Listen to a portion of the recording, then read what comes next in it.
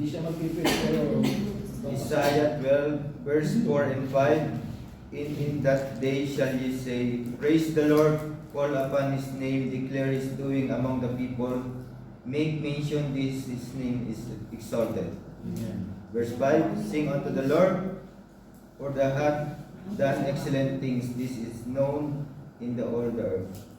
Okay? Say, sing. Amen. Sabi niya, sing to the Lord, kaya kakanta ko ngayon kasi birthday ko. Amen.